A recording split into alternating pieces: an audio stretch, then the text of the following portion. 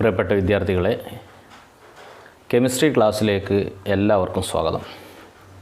10ാം ക്ലാസ്സിലെ കെമിസ്ട്രി 5ാമത്തെ പാഠം കഴിഞ്ഞ ക്ലാസ്സിൽ നമ്മൾ തുടങ്ങിക്കഴിഞ്ഞു.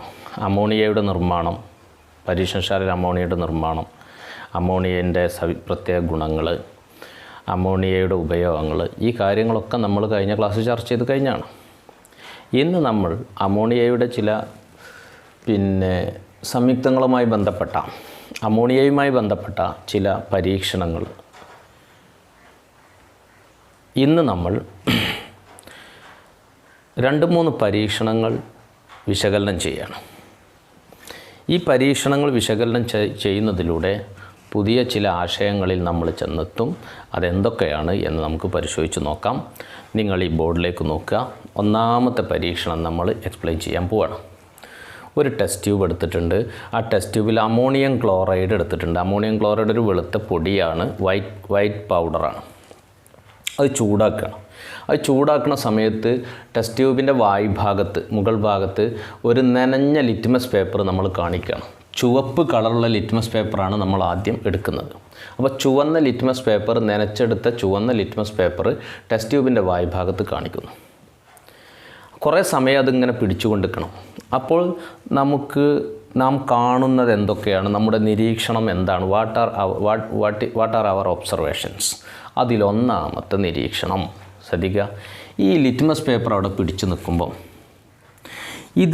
ഇതിൽ നിന്നൊരു ഗ്യാസ്, വാതകങ്ങൾ ഇങ്ങനെ പുറത്ത് പോണത് കാണാൻ നമുക്ക്. ഏതാണ് ഗ്യാസ് എന്നുള്ളത് നമുക്ക് പിന്നെ ചർച്ച ചെയ്യാം. ഈ വാതകങ്ങൾ വന്നിട്ട് ഇതുമ്മ തട്ടുമ്പം, ഈ ലിറ്റ്മസ് പേപ്പറിന് തട്ടുമ്പം ആദ്യം ഈ ചുവന്ന ലിറ്റ്മസ് പേപ്പർ നീല നിറമാവുകയും പിന്നീട് അത് വീണ്ടും ചുവപ്പ് നിറമാവുകയും ചെയ്യും. പക്ഷേ ഈ ആദ്യം നീല നിറമായതിനു ശേഷം വീണ്ടും ചുവപ്പാകാൻ കുറച്ച് സമയം കൂടി അവിടെ പിടിച്ചു നിൽക്കണം. അപ്പോൾ ലിറ്റ്മസ് പേപ്പർ കുറച്ച് സമയം അവിടെ പിടിച്ചു നിൽക്കണം. അങ്ങനെ ഈ വാതകങ്ങൾ പുറത്തേക്ക് വന്നിട്ട് ഈ ലിറ്റ്മസ് പേപ്പറിന് തട്ടും. ഈ ലിറ്റ്മസ് പേപ്പർ നനഞ്ഞ ലിറ്റ്മസ് പേപ്പറാണ്. ആദ്യം ഈ ചുവന്ന ലിറ്റ്മസ് പേപ്പർ നീല നിറമാവുകയും പിന്നീട് അല്പസമയം കഴിഞ്ഞാൽ ഈ നീല നിറം വീണ്ടും ചുവപ്പ് നിറമാവുകയും ചെയ്യുന്നു. അങ്ങനെ ഈ പരീക്ഷണം കഴിഞ്ഞ് അവസാനിക്കാൻ നേരത്ത് നമ്മൾ നോക്കുമ്പോൾ ടെസ്റ്റ് ട്യൂബിൻ്റെ വശങ്ങളിൽ ഒരു വെളുത്ത പൊടി പറ്റി പിടിച്ചിരിക്കുന്നതായിട്ട് കാണാം. ഇതാണ് നമ്മുടെ നിരീക്ഷണം. നോക്കുക. Red litmus paper turns in to blue. After some time blue colour turns in to red. A white powder is being stuck on sides of test tube. ഈ 3 നിരീക്ഷണങ്ങൾ എന്തുകൊണ്ട് ഇങ്ങനെ സംഭവിച്ചു എന്ന് നമുക്കൊന്ന് ചർച്ച ചെയ്യേണ്ടതുണ്ട്. എന്തുകൊണ്ട് ലിറ്റ്മസ് പേപ്പർ ആദ്യം നീലയായി പിന്നീട് ആ നീല കളർ എന്തുകൊണ്ട് ചുവപ്പായി? ടെസ്റ്റ് ട്യൂബിൻ്റെ വശങ്ങളിൽ എങ്ങനെയാണ് വെളുത്ത പൊടി ഉണ്ടായത്? ഈ 3 കാര്യങ്ങൾ നമുക്കൊന്ന് അനലൈസ് ചെയ്ത് നോക്കാം. ഇവിടെ നോക്കൂ. NH4Cl plus heat gives NH3 plus HCl. നിങ്ങളിത് രണ്ടൊന്ന് കൂട്ടി നോക്കൂ. NH3ക്ക് H കൂടുമ്പോൾ NH4 ആയില്ലേ? NH4Cl ശരിയല്ലേ? അപ്പോൾ NH4Cl അമോണിയം ക്ലോറൈഡ് വിഘടിച്ച് അമോണിയയും HCl ഉണ്ടാവും. Ammonia is A gas, HCl also is A gas. അപ്പോൾ അമോണിയം ക്ലോറൈഡിനെ ചൂടാക്കുമ്പോൾ 2 വാതകങ്ങൾ ഉണ്ടാകുന്നു, അമോണിയയും ഹൈഡ്രജൻ ക്ലോറൈഡും. അതിൽ അമോണിയ വാതകത്തിന് സാന്ദ്രത കുറവാണ്. Density of ammonia is very less than air, so it will come fastly out. അപ്പോൾ അമോണിയ വാതകം വളരെ വേഗത്തിൽ പുറത്ത് വരും. അപ്പോൾ ഫസ്റ്റ് ഇതിൽ നിന്ന് പുറത്ത് വരുന്ന ഗ്യാസ് ഏതാണ്? അമോണിയയാണ്. ഈ ലിറ്റ്മസ് പേപ്പറിന് തട്ടുമ്പോൾ ലിറ്റ്മസ് പേപ്പർ നനച്ച ലിറ്റ്മസ് പേപ്പറാണ്. വെറ്റ് റെഡ് ലിറ്റ്മസ് പേപ്പർ വെറ്റാണ്. വെറ്റായതുകൊണ്ട് അതിന്മ വെള്ളം ഉണ്ടാവും. അപ്പോൾ ഈ അമോണിയ ഗ്യാസ് ഇതുമ്മ തട്ടുമ്പോൾ ആ വെള്ളത്തിൽ ലയിച്ചിട്ട് അമോണിയം ഹൈഡ്രോക്സൈഡ് എന്ന് പറഞ്ഞാൽ ആൽക്കലി ആയിട്ട് മാറും. നമുക്കറിയാം ആൽക്കലി ചുവന്ന ലിറ്റ്മസിനെ നീല നിറമാക്കും എന്ന് പറഞ്ഞാൽ ammonia is a base. It will convert red litmus in to blue. അതാണ് സംഭവിച്ചത്. പിന്നെ HCl ഗ്യാസാണ്. HCl gas it is heavier gas. അത് ഭാരം കൂടുതലുള്ള, സാന്ദ്രത കൂടുതലുള്ള വാതകമാണ്. ഈ വാതകം കുറച്ച് സാവധാനെ പുറത്തേക്ക് വരുള്ളൂ. ഇങ്ങനെ വളരെ സ്ലോലി പുറത്തേക്ക് വന്ന് ഇത് ലിറ്റ്മസ് പേപ്പറിന് തട്ടുമ്പം നീല ലിറ്റ്മസ് പേപ്പർ വീണ്ടും ചുവപ്പായി മാറും. എന്താ കാരണം? HCl ഈ ലിറ്റ്മസ് പേപ്പറിന് വന്ന് തട്ടുമ്പം HCl will dissolve in water. ഇതിൽ വെള്ളം ഉണ്ടല്ലോ, നനച്ചതാണ്. വാട്ടറിൽ ഡിസോൾവ് ചെയ്യുമ്പോൾ ഹൈഡ്രോക്ലോറിക് ആസിഡായി മാറും. It is acidic character. HCl is acidic, ammonia is basic. അപ്പോൾ ആസിഡ് ഗുണമുള്ള HCl ഗ്യാസ് നീല ലിറ്റ്മസിനെ വീണ്ടും ചുവപ്പാവും. So blue colour will turn to red. ഇതല്ലേ സംഭവിക്കുന്നത്. ഇനി മക്കളെ, ഈ ടെസ്റ്റ് ട്യൂബിൻ്റെ വശങ്ങളിൽ ഒരു വെളുത്ത പൊടി രൂപം കൊള്ളുന്നുണ്ട് അല്ലേ? ഇതിൻ്റെ സൈഡിലൊക്കെ ഒരു വെളുത്ത പൊടി ഇങ്ങനെ ഉണ്ടാവുന്നുണ്ട്, വൈറ്റ് പൗഡർ. എങ്ങനെ ഈ വൈറ്റ് പൗഡർ ഉണ്ടായി എന്നാണ്. അതൊന്നുമില്ല, ഇതിൽ നിന്നും പുറത്ത് വരുന്ന അമോണിയ ഗ്യാസ് അതിൻ്റെ കൂടെ തന്നെ സാവധാനമാണെങ്കിലും പുറത്ത് വരുന്ന HCl ഗ്യാസ്, ഇത് രണ്ടും തമ്മിൽ വീണ്ടും സംയോജിച്ച് അമോണിയം ക്ലോറൈഡിനായിട്ട് മാറുകയാണ്. അപ്പം ഈ പുറത്ത് വരുന്ന ടെസ്റ്റ് ട്യൂബിൽ നിന്നിൻ്റെ ഉള്ളിൽ നിന്ന് പുറത്ത് വരുന്ന ഈ അമോണിയ വാതകവും HCl ഗ്യാസും, ഈ രണ്ട് വാതകങ്ങൾ തണുക്കുമ്പം, നമ്മൾ ചൂടാക്കലൊക്കെ നിർത്തിയതിന് ശേഷമാണ് ഇതുണ്ടാവുന്നത്. അപ്പോൾ തണുക്കുമ്പം ഈ രണ്ട് വാതകങ്ങൾ വീണ്ടും സംയോജിച്ച് അമോണിയം ക്ലോറൈഡിനായിട്ട് മാറും. So NH3 plus HCl gives NH4Cl. അപ്പോൾ കുറച്ച് ഹീറ്റ് പുറത്ത് പോകും, തണുക്കുക. താപം പുറത്ത് വിടുമ്പോഴാണ് തണുക്കുക അല്ലേ? അപ്പോൾ ഉൽപ്പന്നത്തിൻ്റെ ഭാഗത്ത് പ്ലസ് ഹീറ്റ് എന്ന് എഴുതിയാൽ അതിൻ്റെ അർത്ഥം അതൊരു താപമോചക രാസപ്രവർത്തനമാണ്, എക്സോതെർമിക്കാണ്. താപം പുറത്ത് പോവുകയാണ്. താപം പുറത്ത് പോകുമ്പോൾ തണുക്കുമ്പോഴാണ് അമോണിയയും HClഉം കൂടി ചേർന്ന് അമോണിയം ക്ലോറൈഡ് ഉണ്ടാവുക. അപ്പോഴാണ് ഹീറ്റ് പുറത്ത് പോവുക. എന്നാൽ ചൂടാക്കുമ്പോൾ അത് വിഘടിച്ച് അമോണിയയും HClഉം ഉണ്ടാവുന്നു. അപ്പോൾ ഈ പ്രവർത്തനം ഒന്ന് വിശകലനം ചെയ്ത് ഇത്രയും പറയാനുള്ളൂ. അമോണിയം ക്ലോറൈഡിനെ ചൂടാക്കുമ്പോൾ അത് വിഘടിച്ച് അമോണിയയും ഹൈഡ്രജൻ ക്ലോറൈഡും ഉണ്ടാകുന്നു. തണുക്കുമ്പോൾ ഈ അമോണിയയും ഹൈഡ്രജൻ ക്ലോറൈഡ് വാതകവും വീണ്ടും സംയോജിച്ച് അമോണിയം ക്ലോറൈഡിൻ്റെ വെളുത്ത പൊടി തന്നെയായിട്ട് മാറുകയാണ്. അങ്ങനെ വീണ്ടും ഉണ്ടാകുന്ന അമോണിയം ക്ലോറൈഡിൻ്റെ ആ വെളുത്ത പൊടിയാണ് ടെസ്റ്റ് ട്യൂബിൻ്റെ വശങ്ങളിൽ കാണപ്പെടുന്നത്. ഓക്കെ, ഇതിൽ നിന്നും ഇപ്പോൾ എന്ത് മനസ്സിലായി നിങ്ങൾക്ക്? അമോണിയം ക്ലോറൈഡ് വിഘടിച്ച് NH3 HCl ഉണ്ടാകുന്നു. ഇത് രണ്ടും വീണ്ടും സംയോജിച്ച് അമോണിയം ക്ലോറൈഡ് തന്നെയായിട്ട് മാറുന്നുണ്ട് എന്ന് പറഞ്ഞാൽ ഇവിടെ അഭികാരകം ഉൽപ്പന്നമായിട്ടും മാറുന്നുണ്ട്, ഉൽപ്പന്നം തിരിച്ച് അഭികാരകമായിട്ടും മാറുന്നുണ്ട്. ഇങ്ങനെ റിയാക്റ്റൻസ് പ്രോഡക്റ്റായും പ്രോഡക്ട്സ് റിയാക്റ്റൻസായും അങ്ങോട്ടും ഇങ്ങോട്ടും മാറുന്ന രാസപ്രവർത്തനങ്ങൾ വിളിക്കുന്ന പേരാണ് ഉഭയദിശാ പ്രവർത്തനങ്ങൾ അഥവാ reversible reaction. Okay, so we can say that heating ammonium chloride is a reversible reaction. When we heat ammonium chloride, it decomposes into ammonia and HCl. When cool, this ammonia and HCl again combines together to form ammonium chloride. Here, the reactant becomes products, and when cool, these products becomes reactant. So, this is a reversible reaction. ഇനി നമുക്ക് രണ്ടാമത്തെ എക്സ്പെരിമെൻറ്റിലേക്ക് പോകാം. ഒന്നാമത്തെ ഇപ്പോൾ നമ്മൾ discuss ചെയ്ത് കഴിഞ്ഞു. രണ്ടാമത്തെ പരീക്ഷണത്തിലേക്ക് പോകാം. ഒരു ബിഗ് ടെസ്റ്റ് ട്യൂബ് എടുത്തിട്ടുണ്ട്. ആ ടെസ്റ്റ് ട്യൂബിൽ അമോണിയ സൊല്യൂഷൻ, അമോണിയ ലായനി എടുത്തിട്ടുണ്ട്. അല്ലെങ്കിൽ ദ്രാവക രൂപത്തിൽ അമോണിയ, ലിക്വിഡ് അമോണിയ എടുത്താലും മതി. പക്ഷേ ഏറ്റവും സേഫ് ഇതാണ് അമോണിയ ലായനി, അമോണിയ സൊല്യൂഷൻ എടുക്കുക. എന്നിട്ട് മുകളിൽ നോക്കിയ ഒരു ഗ്ലാസ് റോഡാണത്. ഈ ഗ്ലാസ് റോഡിൻ്റെ ഈ അറ്റം glass rod dipped in concentrated hydrochloric acid, ഗാഢ ഹൈഡ്രോക്ലോറിക് ആസിഡിൽ മുക്കിയെടുത്ത അഗ്രമാണിത്. അപ്പോൾ take ammonia solution in test tube. A glass rod dipped in concentrated hydrochloric acid is placed at the mouth of the test tube. What is our observation? എന്താണ് നമ്മുടെ നിരീക്ഷണം? കണ്ടോളൂ. ഈ ഗ്ലാസ് റോഡ് ഇവിടെ പിടിച്ചു കഴിഞ്ഞാൽ മക്കളെ, ഈ ഗ്ലാസ് റോഡിൻ്റെ അറ്റത്തുനിന്ന് പുകച്ചുരുളുകളുണ്ടാവും, വൈറ്റ് ഡെൻസ് ഫ്യൂംസ്. ഇതാണ് ഒബ്സർവേഷൻ. ഈ ഗ്ലാസ് റോഡിൻ്റെ ഈ അറ്റത്തുനിന്ന് HClൽ മുക്കിയ അഗ്രമാണല്ലോ ടെസ്റ്റ് ട്യൂബിൻ്റെ വായ്ഭാഗത്ത് പിടിച്ചിരിക്കുന്നത്. ആ അറ്റത്തുനിന്ന് വെളുത്ത കട്ടിയുള്ള പുകച്ചുരുളുകൾ ഉണ്ടാകും. This is our observation. എന്തുകൊണ്ടിങ്ങനെ സംഭവിക്കുന്നു നോക്കാം നമുക്ക്. അമോണിയ ലായനിയാണല്ലോ ടെസ്റ്റ് ട്യൂബിലെടുത്ത്. ഇതിൽ നിന്നും അമോണിയ ഗ്യാസ് മുകളിലേക്ക് വരും. NH3 അമോണിയ ഗ്യാസ് മുകളിലേക്ക് വരും. ഈ ടെസ്റ്റ് ട്യൂബിൻ്റെ അറ്റം ഏതിലാണ് മുക്കിയത്? ഗാഢ ഹൈഡ്രോക്ലോറിക് ആസിഡിൽ മുക്കിയത്, കോൺസെൻട്രേറ്റഡ് HClൽ മുക്കിയ എൻഡാണിത്. ഇവിടെ ഹൈഡ്രജൻ ക്ലോറൈഡ് HCl ഉണ്ട്. അപ്പോൾ ഈ അമോണിയ, ഈ HCl, അമോണിയ ഇങ്ങനെ മുകളിലേക്ക് വന്നിട്ട് ഈ അമോണിയയും ഈ HClഉം തമ്മിൽ സംയോജിച്ചിട്ടൊരു വെളുത്ത പുകയായിട്ട് മാറുകയാണ്. ആ റിയാക്ഷൻ ഇക്വേഷൻ ഇങ്ങനെയാണ്: NH3 + HCl ഗീവ്സ് NH4Cl. നോക്കൂ നിങ്ങൾ, അമോണിയയും HCl-ഉം തമ്മിൽ സംയോജിച്ച് അമോണിയം ക്ലോറൈഡായിട്ട് മാറും. ഈ NH3 ഗ്യാസാണ്, വാതകമാണ്, HCl-ഉം ഗ്യാസാണ്.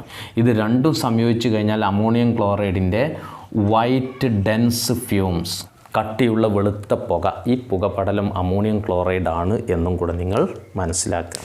ഓക്കെ, ശരിക്കും ഈ പരീക്ഷണം അമോണിയയെ തിരിച്ചറിയാൻ വേണ്ടി ഉപയോഗിക്കാം. മക്കളെ നിങ്ങൾ ആലോചിക്കുക, ഈ ലായനിയിൽ അമോണിയ ഉള്ളതുകൊണ്ടല്ലേ അമോണിയ ഗ്യാസ് പുറത്തു വന്നത്? അമോണിയ ഗ്യാസ് HCl-ആയിട്ട് സംയോജിച്ചത് കൊണ്ടല്ലേ ഈ വെളുത്ത കട്ടിയുള്ള പുക ഉണ്ടായത്? അപ്പോൾ നമുക്കൊരു ലായനിയിൽ അമോണിയ ഉണ്ടോ അല്ലേ എന്നറിയാൻ ഈ ടെസ്റ്റ് ചെയ്ത് നോക്കാം. അപ്പോൾ നമ്മൾ ഇന്നത്തെ മൂന്നാമത്തെ എക്സ്പെരിമെൻ്റ് ഇതാണ്.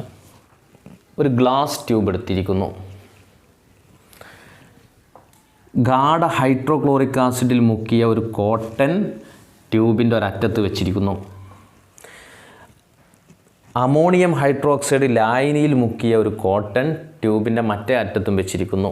രണ്ടറ്റവും കോർക്ക് കൊണ്ട് അടക്കുന്നു. ശേഷം നിരീക്ഷിക്കുന്നു. അപ്പോൾ ട്യൂബിൻ്റെ ഉള്ളിൽ ഒരു വെളുത്ത കട്ടിയുള്ള പുകച്ചുരുൾ ഉണ്ടാകുന്നത് കാണാം. പുകച്ചുരുൾ ഉണ്ടാകുന്നത് ഗാഢ ഹൈഡ്രോക്ലോറിക് ആസിഡിൽ മുക്കിയ കോട്ടൻ്റെ സമീപത്ത് വെച്ചാണ്. These white dense fumes are formed near the point of cotton dipped in concentrated hydrochloric acid. ഗാഢ ഹൈഡ്രോക്ലോറിക് ആസിഡിൽ മുക്കിയ കോട്ടൺ വെച്ചിരിക്കുന്ന അതിൻ്റെ സമീപത്തുള്ളൊരു പോയിൻ്റിൽ നിന്നാണ് ഈ വെളുത്ത കട്ടിയുള്ള പുകപടലം ഉണ്ടാകുന്നത്. These white dense fumes expands in the tube and completely fill it in the tube. ഈ പുകപടലം ട്യൂബിൻ്റെ ഉള്ളിൽ വ്യാപിക്കുകയും നിറയുകയും ചെയ്യുന്നു. ആഫ്റ്റർ സം ടൈംസ്, കുറച്ച് സമയം കഴിയുമ്പം ഈ വെളുത്ത കട്ടിയുള്ള പുകയുടെ ഗാഢത കുറഞ്ഞു വരുന്നതായിട്ട് നമുക്ക് കാണാൻ പറ്റും. The concentration of white dense fumes are decreasing. Then finally it will disappear. അങ്ങനെ അവസാനം ആ വെളുത്ത കട്ടിയുള്ള പുക അപ്രത്യക്ഷമാകും. ഈ പുകപടലം അപ്രത്യക്ഷമാകുന്നതോടുകൂടി ട്യൂബിൻ്റെ വശങ്ങളിൽ വെളുത്ത പൊടി വീണ് കിടക്കുന്നത് നമുക്ക് കാണാം. White powder is deposited on the sides of tube. ഈ പൊടി ഇതിനെ ചൂടാക്കുമ്പോൾ, ട്യൂബിൻ്റെ സൈഡ് വശം ചൂടാക്കുമ്പം ഈ വെളുത്ത പൊടി അപ്രത്യക്ഷമാകുന്നത് കാണാം. When we heat the sides of the tube, these white powder disappear. These are our observations. ഇനി എന്തുകൊണ്ട് ഇങ്ങനെയൊക്കെ സംഭവിച്ചു എന്ന് നമുക്കൊന്ന് ചർച്ച ചെയ്യാം. ഓക്കെ, നിങ്ങൾക്ക് അറിയാവുന്ന കാര്യമാണ്. ഈ വെളുത്ത കട്ടിയുള്ള പുകപടൽ എന്തായിരിക്കും? ഇതിന് മുമ്പ് നമ്മൾ പഠിച്ചതല്ലേ, എന്തായിരിക്കും? അമോണിയം ക്ലോറൈഡ് ആയിരിക്കും അല്ലേ? അപ്പോൾ ഈ വെളുത്ത കട്ടിയുള്ള പുകപടലം അമോണിയം ക്ലോറൈഡ് ആയിരിക്കും. ഈ അമോണിയം ക്ലോറൈഡ് എങ്ങനെയാണ് ഉണ്ടായത്? ഈ കോട്ടൺ എന്തിൽ മുക്കിയതാ? അമോണിയം ഹൈഡ്രോക്സൈഡിൽ മുക്കിയ കോട്ടനാണ്. അപ്പോൾ ഈ കോട്ടൺ വന്ന് അമോണിയ ഗ്യാസ് ഉണ്ടാവും. ഈ കോട്ടൺ എന്തിൽ മുക്കിയതാ? ഗാഢ ഹൈഡ്രോക്ലോറിക് ആസിഡിൽ മുക്കിയതാ, concentrated dipped in concentrated hydrochloric acid. അപ്പോൾ ഈ കോട്ടൺ വന്ന് HCl ഗ്യാസ് പുറപ്പെടും. അപ്പം ഇവിടുന്ന് HCl ഗ്യാസും ഇവിടുന്ന് അമോണിയ ഗ്യാസും പുറപ്പെടും. ഓക്കെ, ഇതിൽ ഹെവിയർ ഗ്യാസ് ഏതാ? ഭാരം കൂടുതൽ, ഡെൻസിറ്റി കൂടുതലുള്ള ഗ്യാസ് ഏതാ? HCl ആണ്. അപ്പോൾ HCl വളരെ സാവധാനം ഇങ്ങനെ നീങ്ങി എയിലെത്തുമ്പോഴേക്കും ഭാരം കുറഞ്ഞ അമോണിയ വളരെ വേഗത്തിൽ മൂവ് ചെയ്ത് എയിലെത്തിയിട്ടുണ്ടാവും. അപ്പം അമോണിയ വാതകം ഇത്രയും ദൂരം സഞ്ചരിക്കുമ്പോഴേക്കും HCl ഇത്ര ദൂരം സഞ്ചരിക്കാൻ കഴിയുള്ളൂ. Ammonia is A gas having less density than air, so it is lighter gas. It can move very fastly. But in the case of HCl, it is A heavy gas. It can move slowly. So when HCl gas reach at A, ammonia gas will move very fastly and reach at A. Then both the gas combines together at A. അപ്പോൾ എയിൽ വെച്ച് ഈ രണ്ട് വാതകങ്ങളും സംയോജിക്കുന്നു. NH3+ HCl gives NH4Cl. അങ്ങനെ ammonia HCl സംയോജിച്ച് ammonium chloride ഉണ്ടാകും. ഈ white dense fumes അതിൻ്റെ ഉള്ളിൽ നിറയും, അവസാനം അതില്ലാതെയാകും. അപ്പോൾ ടെസ്റ്റ് ട്യൂബിൻ്റെ സൈഡിൽ വെളുത്ത പൊടി പറ്റി പിടിച്ചിരിക്കുന്നത് കാണും. ചൂടാക്കുമ്പോൾ ഈ വെളുത്ത പൊടി അപ്രത്യക്ഷമാവും. എന്തായിരിക്കും കാരണം? നിങ്ങൾക്കറിയാം മക്കളെ, ശ്രദ്ധിക്കുക. അമോണിയ HCl സംയോജിച്ച് അമോണിയം ക്ലോറൈഡ് ഉണ്ടാകുമ്പോൾ കുറച്ച് താപം, ഹീറ്റ് പുറത്തു പോകും. എന്ന് പറഞ്ഞാൽ അമോണിയയും HCl സംയോജിച്ച് അമോണിയം ക്ലോറൈഡ് ഉണ്ടാകുന്ന പ്രവർത്തനം ഒരു താപമോചക രാസപ്രവർത്തനമാണ്. It is an exothermic reaction. എന്നാൽ ഈ പുറത്തു പോയ അത്രയും താപം വീണ്ടും അമോണിയം ക്ലോറൈഡിന് കൊടുത്താൽ, ഹീറ്റ് നമ്മൾ ചൂടാക്കിയില്ലേ, ഇവിടെ ഉണ്ടായ ഈ വെളുത്ത പുകപടലുണ്ടായില്ലേ, ഈ വെളുത്ത പുകപടലമാണല്ലേ ഈ അമോണിയം ക്ലോറൈഡ് അല്ലേ? NH3+ HCl gives NH4Cl. ഇത് വെളുത്ത പുകപടലമാണ്, വൈറ്റ് ഡെൻസ് ഫ്യൂംസ് ആണ്. തുടക്കത്തിൽ അമോണിയം ക്ലോറൈഡിൻ്റെ വെളുത്ത പുക കുറച്ച് ഉണ്ടാവുള്ളൂ. അതുകൊണ്ട് ആ ട്യൂബിൻ്റെ ഉള്ളിൽ വിശാലമായിട്ട് അത് മൂവ് ചെയ്ത് ഇങ്ങനെ നടക്കും. ചെറിയ പാർട്ടിക്കിൾസ് ആയിരിക്കും, ചെറിയ കണികകളായിരിക്കും. എന്നാൽ ഇതിൻ്റെ ഗാഢത കൂടുമ്പം, വെളുത്ത കട്ടിയുള്ള പുകപടലത്തിൻ്റെ അളവ് കൂടുമ്പം, അമോണിയം ക്ലോറൈഡിൻ്റെ കോൺസെൻട്രേഷൻ കൂടുമ്പം ഈ ചെറിയ പാർട്ടിക്കിൾസൊക്കെ കൂടിച്ചേർന്നിട്ട് കുറച്ച് വലിയ പാർട്ടിക്കിൾസ്, വലിയ കണികകളാവും. വലിയ കണികകളാവുമ്പോൾ അതിൻ്റെ ഭാരം കൂടിയിട്ട് അത് വീഴും, നിലത്തേക്ക് വീണ പോലെ വീഴും. അങ്ങനെ ട്യൂബിൻ്റെ സൈഡിൽ വെളുത്ത പൊടിപടലുണ്ടാകും. ഇതിനെ ചൂടാക്കി കഴിഞ്ഞാൽ, ഇത് അമോണിയം ക്ലോറൈഡ് തന്നെയല്ലേ വെളുത്ത പൊടി അല്ലേ? അതിനെ ചൂടാക്കി കഴിഞ്ഞാൽ വീണ്ടും അത് വിഘടിച്ച് NH3 അമോണിയയും HCl ആയിട്ട് മാറും. അതുകൊണ്ട് അത് അപ്രത്യക്ഷമാവും. അമോണിയ കളർലെസ് ആണ്, നിറമില്ലാത്ത വാതകമാണ്. HCl നിറമില്ലാത്ത വാതകമാണ്. അപ്പോൾ ഇത് രണ്ടും വേറിട്ട് നിൽക്കുമ്പം കാണാൻ കഴിയൂല. It is invisible. അത് രണ്ടും സംയോജിക്കുമ്പോൾ ആ വെളുത്ത കട്ടിയുള്ള പുകയാവുക. മനസ്സിലായല്ലോ? അപ്പോൾ when we heat this ammonium chloride decompose to form ammonia and HCl, so it disappear. Okay, അപ്പോൾ ഇതൊരു ഉഭയദിശാ പ്രവർത്തനം അല്ലേ? ഇതൊരു റിവേഴ്സിബിൾ റിയാക്ഷൻ അല്ലേ? അപ്പോൾ നമുക്കിതിന് എങ്ങനെ എഴുതാം? അമോണിയ HCl ആയിട്ട് ചേർന്ന് അമോണിയം ക്ലോറൈഡ് ഉണ്ടാകുന്നു. അമോണിയം ക്ലോറൈഡിനെ ചൂടാക്കുമ്പോൾ അത് വിഘടിച്ച് വീണ്ടും അമോണിയയും HCl ആയിട്ട് മാറുന്നു. ഇവിടെ റിയാക്റ്റൻസ് പ്രോഡക്റ്റായിട്ട് മാറുന്നു, പ്രോഡക്റ്റ് റിയാക്റ്റൻസ് ആയിട്ട് മാറുന്നു. അപ്പോൾ രണ്ട് ദിശയിലും രാസപ്രവർത്തനം നടക്കുമ്പോൾ അതിനെ നമ്മൾ ഉഭയദിശാ പ്രവർത്തനം അഥവാ റിവേഴ്സിബിൾ റിയാക്ഷൻ എന്ന് പറയും. അപ്പോൾ ഇതൊരു റിവേഴ്സിബിൾ റിയാക്ഷനാണ്. അപ്പോൾ ഇവിടെ രണ്ട് രാസപ്രവർത്തനങ്ങൾ നടന്നിട്ടുണ്ട്. ഏതൊക്കെയാണ്?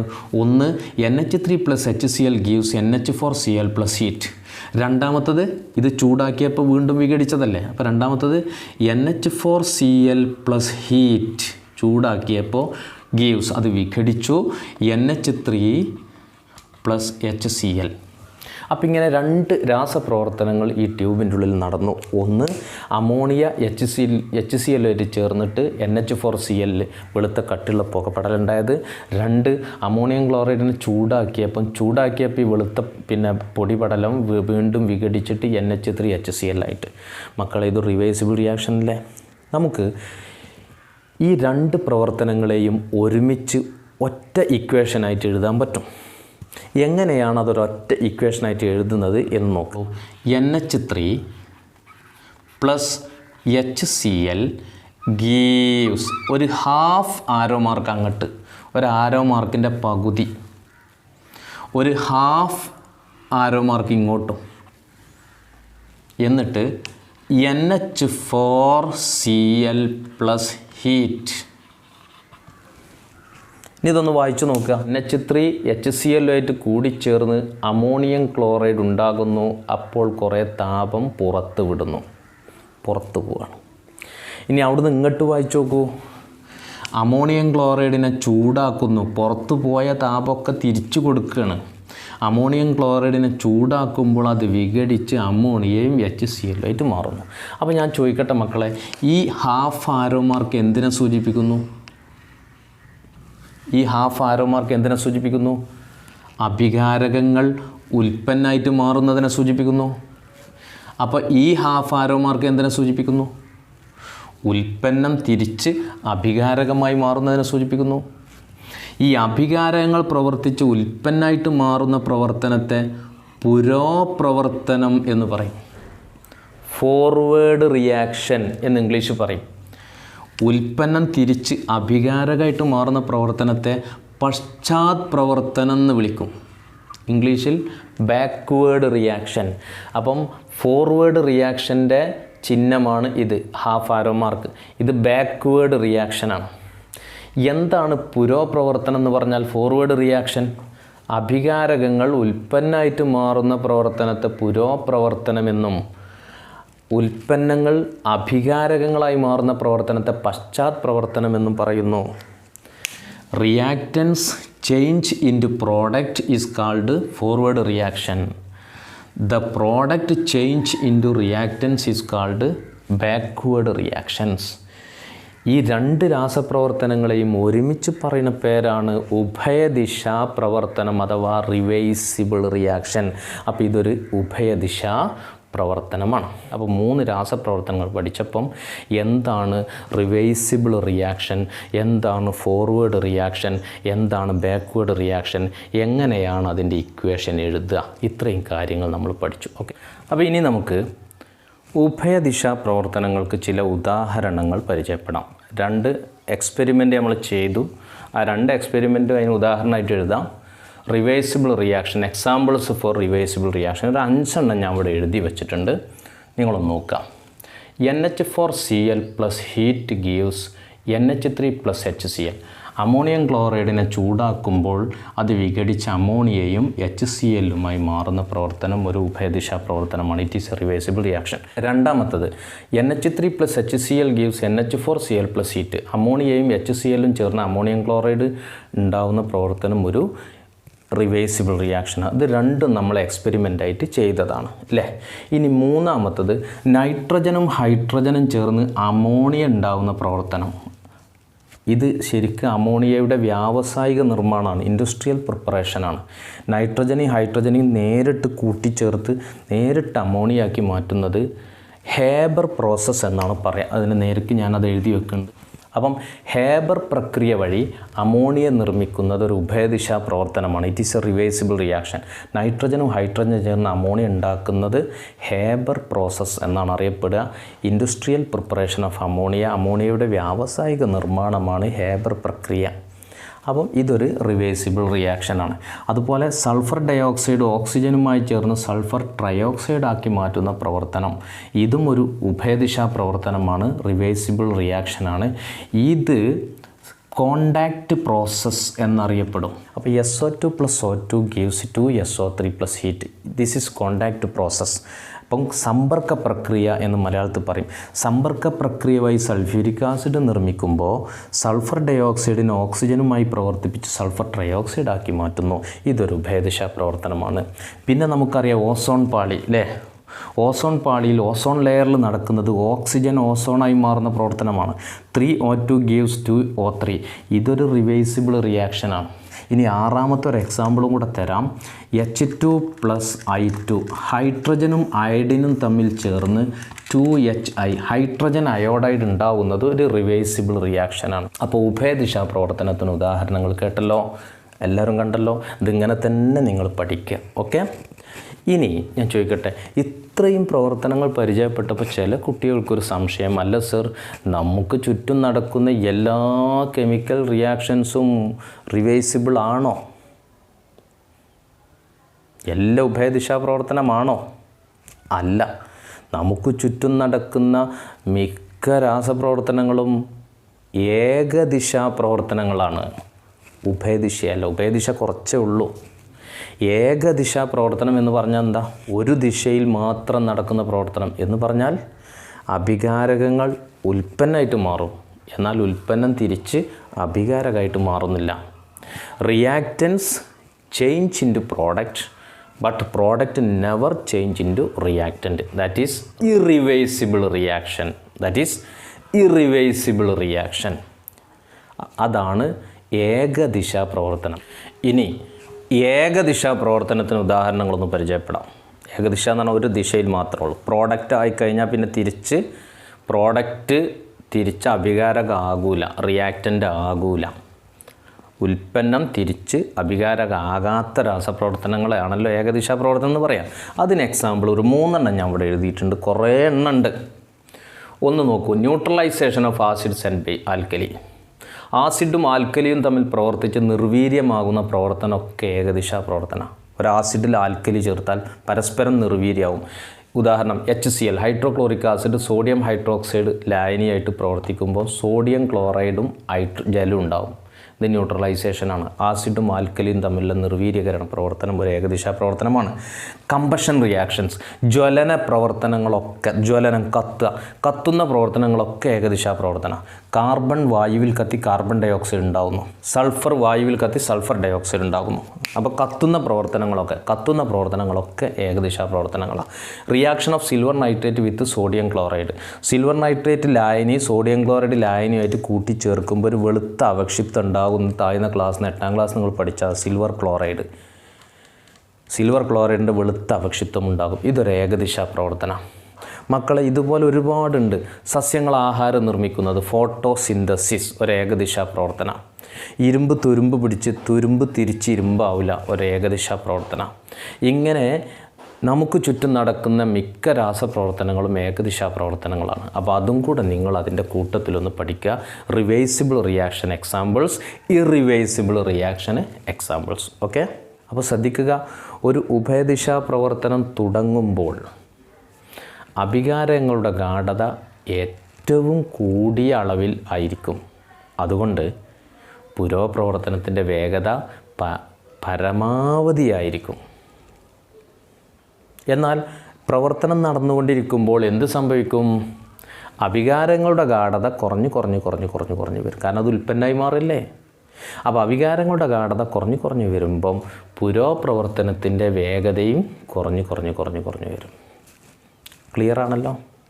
ശരി, ഇനി നമുക്ക് ഉൽപ്പന്നത്തെ പറ്റി ചിന്തിക്കാം. തുടക്കത്തിൽ ഉൽപ്പന്നത്തിൻ്റെ ഗാഢത 0 ഉൽപ്പന്നം ഉണ്ടാകാൻ തുടങ്ങണല്ലേ ഉള്ളൂ. അതുകൊണ്ട് പശ്ചാത് പ്രവർത്തനത്തിൻ്റെ നിരക്കും 0 മിനിമം ആയിരിക്കും. ശരിയല്ലേ? രാസപ്രവർത്തനം നടന്നുകൊണ്ടിരിക്കുമ്പോൾ ഉൽപ്പന്നത്തിൻ്റെ അളവ് ഗാഢത കൂടി വരും. അതിനനുസരിച്ച് പശ്ചാത് പ്രവർത്തനത്തിൻ്റെ വേഗത 0 നിന്നും കൂടി വരും. പുരോപ്രവർത്തനത്തിൻ്റെ വേഗത മാക്സിമത്തിൽ നിന്ന് താഴ്ന്ന് വരും. പശ്ചാത് പ്രവർത്തനത്തിൻ്റെ വേഗത മിനിമത്തിൽ നിന്ന് കൂടി ഇങ്ങനെ വരും. കുറച്ച് സമയം കഴിയുമ്പോൾ രണ്ടിൻ്റെയും നിരക്കുകൾ തുല്യമാകും. ഇങ്ങനെ പുരോപ്രവർത്തനത്തിൻ്റെയും പശ്ചാത് പ്രവർത്തനത്തിൻ്റെയും നിരക്കുകൾ തുല്യമാകുമ്പോൾ നമ്മൾ പറയും ഇത് സന്തുലനാവസ്ഥ പ്രാപിച്ചു, അഥവാ ഇത് രാസസന്തുലനം കൈവരിച്ചു. അപ്പോൾ ഒരു ഉഭയദിശാ പ്രവർത്തനം രാസസന്തുലനം കൈവരിച്ചു എന്ന് പറയുന്നത് എപ്പോൾ? പുരോപ്രവർത്തനത്തിൻ്റെയും പശ്ചാത് പ്രവർത്തനത്തിൻ്റെയും നിരക്കുകൾ തുല്യമാകുമ്പോൾ. ഓക്കെ, ഇനി ഇംഗ്ലീഷ് മീഡിയം സ്റ്റുഡൻസ് ശ്രദ്ധിക്കുക. In the initial stage of an reversible reaction, the concentration of reactants are very high. So, rate of forward reaction is also very high. When reactions are going on, the concentration of reactants will decreasing. Simultaneously, the rate of forward reaction also decreasing. In initial time, the concentration of product is 0. തുടങ്ങുമ്പം product ഉണ്ടായിട്ടില്ല. Therefore, the backward reaction also 0 because product ഉണ്ടായിട്ടല്ലേ backward reaction നടക്കുകയുള്ളൂ. 0. When reactions are going on, concentration of products are increasing from 0. 0 നിന്ന് അതിൻ്റെ concentration is increasing. Simultaneously, the rate of backward reaction also increasing. After some time, rate of forward reaction and backward reaction becomes equal. At this stage, we say that the reversible reaction attains chemical equilibrium. ഈ അവസ്ഥയിൽ നമ്മൾ പറയും ഉഭയദിശാ പ്രവർത്തനം രാസസന്തുലനം പ്രാപിച്ചു. ഒരു ഉഭയദിശാ പ്രവർത്തനം the chemical reversible reaction has attained chemical equilibrium. Then, what do you mean by chemical equilibrium? Chemical equilibrium is a state of a reversible reaction at which the rate of forward reaction and backward reaction are same. That time, concentration of reactants and concentration of product will remain constant. അതായത് രാസസന്തുലനം എന്ന അവസ്ഥ പ്രാപിച്ചു കഴിഞ്ഞാൽ അഭികാരങ്ങളുടെ ഗാഢതയും ഉൽപ്പന്നത്തിൻ്റെ ഗാഢതയും പിന്നെ ഒരു മാറ്റം സംഭവിക്കില്ല. എന്താ കാരണം എന്നറിയോ? എന്താ കാരണം പുരോപ്രവർത്തനത്തിൻ്റെ വേഗതയും പശ്ചാത്പ്രവർത്തനത്തിൻ്റെ വേഗതയും തുല്യമായി നടക്കല്ലേ. അപ്പോൾ സ്വാഭാവികമായിട്ടും അഭികാരങ്ങളുടെ ഭാഗത്ത് നിന്ന് എത്രമാത്രം തന്മാത്രകൾ ഉൽപ്പന്നമായിട്ട് മാറുന്നുണ്ടോ അത്രയും തന്മാത്രകൾ പശ്ചാത്പ്രവർത്തനം നടന്ന് അഭികാരകമായിട്ട് മാറും. ഇവിടുന്ന് എത്രയാണ് പോയാൽ അത്രയും അവിടെ നിന്ന് ഇങ്ങോട്ട് വരും.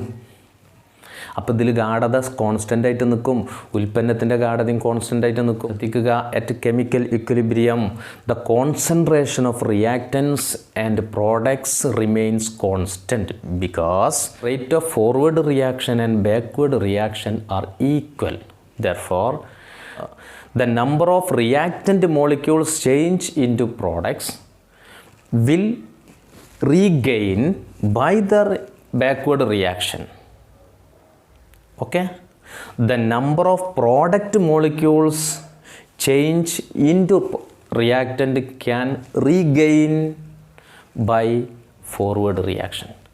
അപ്പം അഭികാരങ്ങളുടെ ഭാഗത്തുനിന്ന് എത്രമാത്രം തന്മാത്ര ഉൽപ്പന്നമായിട്ട് മാറുന്നുണ്ടോ അത് പശ്ചാത്പ്രവർത്തനത്തിൻ്റെ ഫലമായി തിരിച്ചിട്ടും, ഉൽപ്പന്നത്തിൻ്റെ ഭാഗത്ത് എത്രമാത്രം തന്മാത്ര അഭികാരമായിട്ട് മാറുന്നുണ്ടോ അത് ഫോർവേഡ് പുരോപ്രവർത്തനം നടക്കുമ്പോൾ തിരിച്ചിട്ടും ചെയ്യും.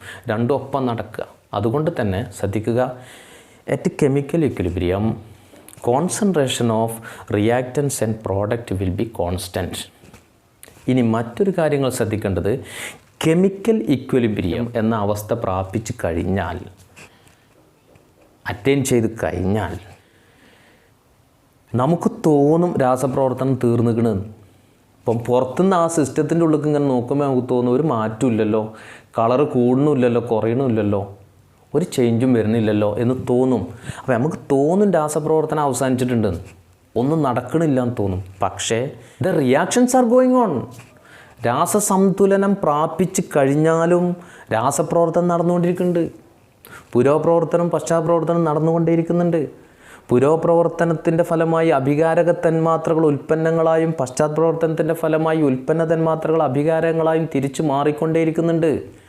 The reactants molecules are converting to product, the product molecules are converting to reactants. തന്മാത്ര തലത്തിൽ പ്രവർത്തനം നടന്നുകൊണ്ടിരിക്കുകയാണ്. In molecular level the system is dynamic. Dynamic എന്ന് പറഞ്ഞാൽ ചലനാവസ്ഥയിലാണെന്നാണ്, സ്റ്റേറ്റ് ഓഫ് മോഷൻ എന്നാണ്.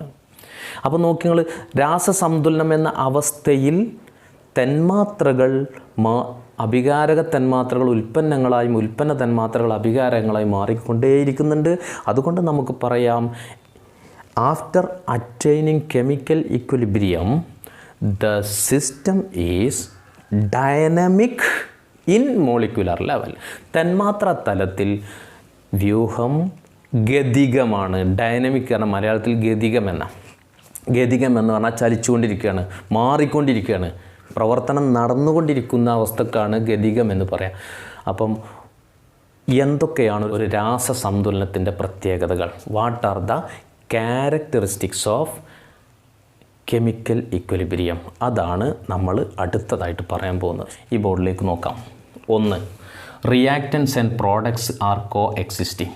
അതായത് അഭികാരങ്ങളും ഉൽപ്പന്നങ്ങളും ഒരേ സമയം നിലനിൽക്കും. ഒരു ഉഭയദിശാ പ്രവർത്തനം രാസസന്തുലനം എന്ന അവസ്ഥ പ്രാപിച്ചു കഴിഞ്ഞാൽ അഭികാരങ്ങളും ഉൽപ്പന്നങ്ങളും മാറ്റമില്ലാതെ നിലനിൽക്കും. കോ എക്സിസ്റ്റിംഗ്, ഗാഢതയിൽ മാറ്റമില്ലാതെ അത് നിലനിൽക്കും. ഓക്കെ, അതാണ് ഒന്നാമത്തെ പ്രത്യേകത. രണ്ടാമത്തത്, rate of forward and backward reactions are same. പുരോപ്രവർത്തനത്തിൻ്റെയും പശ്ചാത്പ്രവർത്തനത്തിൻ്റെയും വേഗത തുല്യമായിരിക്കും. മൂന്നാമത്തത്, the system is dynamic in molecular level. വ്യൂഹം തന്മാത്രാ തലത്തിൽ ഗതികമാണ്. ഗതികം എന്ന് പറഞ്ഞാൽ ചലനം എന്നാണ് അർത്ഥം. ചലനാവസ്ഥയിൽ നിലനിൽക്കുന്നതിനാണ് ഗതികം എന്ന് പറയാം. ഇംഗ്ലീഷിൽ അതിന് ഡൈനാമിക് എന്ന വാക്കാണ് ഉപയോഗിക്കുക. അപ്പോൾ system is dynamic in molecular level. അതിൻ്റെ ഉദ്ദേശം ഇത്രയേ ഉള്ളൂ മക്കളെ. സന്തുലനാവസ്ഥയിലെത്തിയാലും ഫോർവേഡ് റിയാക്ഷൻ നടക്കുന്നുണ്ട്, ബാക്ക്വേർഡ് റിയാക്ഷൻ നടക്കുന്നുണ്ട്. By the forward reaction the reactants molecules are converting in to product. By the backward reaction the product molecules are changing in to reactants. So, in molecular level, the system is dynamic. തന്മാത്ര തലത്തിൽ രാസപ്രവർത്തനം നടന്നുകൊണ്ടേയിരിക്കുന്നുണ്ട്. അതുകൊണ്ട് വ്യൂഹം ഗതികമാണ്, രാസസംതുലനം ഗതികമാണ്. Okay, അതും കൂടെ മനസ്സിലാക്കുക. പിന്നെ നാലാമത്തെ പ്രത്യേകത, it attains in closed system. അത് സംവൃത വ്യൂഹത്തിൽ മാത്രമേ പ്രാപിക്കുള്ളൂ. ഏത് പ്രാപിക്കുക എന്ന് പറഞ്ഞാൽ എത്തിപ്പെടുക, സന്തുലനാവസ്ഥയിൽ എത്തിപ്പെടുക. രാസസംതുലനം എന്ന അവസ്ഥയിൽ എത്തിപ്പെടണമെങ്കിൽ വ്യൂഹം സംവൃത വ്യൂഹമായിരിക്കണം. ക്ലോസ്ഡ് സിസ്റ്റമാണെങ്കിലേ അത് പിന്നെ ഈ അവസ്ഥ ഉണ്ടാവുള്ളൂ. ഏതവസ്ഥ? രാസസംതുലനം, കെമിക്കൽ ഇക്വിലിബ്രിയം എന്ന സ്റ്റേറ്റ് കൈവരിക്കുള്ളൂ. എന്താ ക്ലോസ്ഡ് സിസ്റ്റം, സംവൃത വ്യൂഹം എന്ന് പറഞ്ഞാൽ? വളരെ സിമ്പിളാണ്. ഒരു വ്യൂഹത്തിലേക്ക്, ഒരു വ്യൂഹം എന്ന് പറഞ്ഞാൽ നമ്മൾ ടെസ്റ്റ് ട്യൂബിൽ കുറച്ച് ആസിഡ് എടുത്ത് കുറച്ച് കെമിക്കലൊക്കെ ചേർത്തു, അതൊരു സിസ്റ്റമാണ്, ഒരു വ്യൂഹമാണ്. അതിലേക്ക് ഇനി പുതുതായിട്ടൊന്നും ചേർക്കാനും പാടില്ല. അതിൻ്റെ ഉള്ളിൽ ഉണ്ടാവുന്നത് ഒരു സാധനം പുറത്തേക്ക് പോകാനും പാടില്ല. ഇങ്ങനെ ഒരു സിസ്റ്റത്തിലേക്ക് പുതുതായി ഒന്നും ചേർക്കാതിരിക്കുകയും അതിൽ നിന്ന് ഒന്നും പുറത്തേക്ക് നീക്കം ചെയ്യുകയാണെങ്കിൽ ആ സിസ്റ്റത്തെ നമുക്ക് ക്ലോസ്ഡ് സിസ്റ്റം എന്ന് വിളിക്കാം. സംവൃത വ്യൂഹം എന്ന് പറഞ്ഞാൽ ഒരു വ്യൂഹത്തിലേക്ക് പുതുതായി ഇനിയൊന്നും ചേർക്കാനും പാടില്ല, അവിടെയുള്ള ഒരു സാധനവും പുറത്തേക്ക് പോകാനും പാടില്ല. അങ്ങനെയാണെങ്കിൽ അതിനെ സംവൃത വ്യൂഹം എന്ന് പറയും. അപ്പോൾ അങ്ങനെയുള്ളൊരു സംവൃത വ്യൂഹത്തിൽ മാത്രമേ, ഒരു ക്ലോസ്ഡ് സിസ്റ്റത്തിൽ മാത്രമേ കെമിക്കൽ ഇക്വിലിബ്രിയം എന്ന അവസ്ഥ സംജാതമാവുകയുള്ളൂ. The chemical equilibrium will attain in a system if it is closed system. ഒരു സംവൃത വ്യൂഹത്തിൽ മാത്രമേ രാസസംതുലനം കൈവരിക്കുകയുള്ളൂ. ഓക്കെ, അപ്പോൾ ഈ 4 പ്രത്യേകതകൾ നിങ്ങളെല്ലാവരും പഠിക്കണം, നന്നായി പഠിക്കുക. ഓക്കെ, അപ്പോൾ നമുക്ക് ഇന്നത്തെ ക്ലാസ് അവസാനിപ്പിക്കാം. ഇനി ഈ അധ്യായത്തിൻ്റെ ബാക്കി നമുക്ക് അടുത്ത ക്ലാസ്സിലെടുക്കാം. ഓക്കെ, അപ്പോൾ എല്ലാവരും നന്നായി പഠിക്കാൻ ശ്രമിക്കുക. നിങ്ങൾക്ക് എല്ലാവിധ നന്മകളും നേർന്നുകൊണ്ട് തൽക്കാലം നിർത്തുന്നു. Okay, thank you very much.